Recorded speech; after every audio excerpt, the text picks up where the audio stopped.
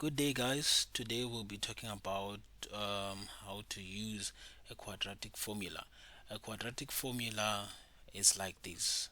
You have x is equals to, this is b, and then you've got plus or minus, this is minus here, and then the square root of, this is b squared minus 4ac divided by a to a. So like now here for an example, we'll use an equation which says let's say the one which says minus 2x and then minus 4x and then plus 13, let's say is equals to 0 or is equivalent to 0. So it means like now here we will have to name these things. This is a, and then this is our b, and then this is our c. So what we need to do is just to come, or we need to come to this equation and replace with those values. So you have b, and then where there is a b, you will come and place minus 4, place it with its negative to for convenience sake, and then you come and place this, and then b again, you place minus 4 squared minus 4, where there is a you place minus 2, and then where there is a c you place a 13. So this is the thing, and then all divided by, this is a 2a. Now where there is an a you place minus 2. So now it means here you can just use your calculator. Using your calculator, you'll have, just punch it the way it is. Firstly, let's first use it when there is only a plus sign. So let's firstly use this plus sign.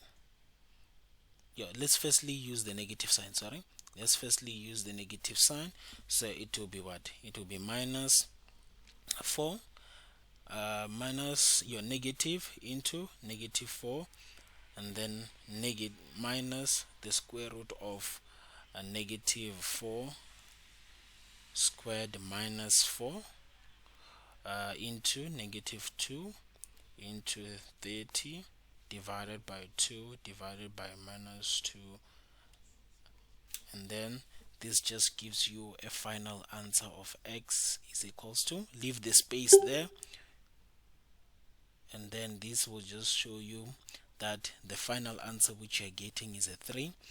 After getting a final answer, now we can deal with it having a positive sign instead of the negative sign. So now let's remove this part here, the negative part now, and then use the positive part now. So it means like now we will use the positive part. The positive part will just repeat the same the same steps, meaning now we'll have plus. So now here it will give us a x is equals to negative 5. Now it means we need to show where this thing was coming from before we reach this part for a 3 and also a negative 5. You find that in some instances the question might not say that you should use it will say that you do not use a quadratic formula like this. So you can just use a quadratic formula just to solve it, but also you just have to show where this thing was coming from. So you'll just have to say x minus a 3, and then this part here will just be x minus a 5.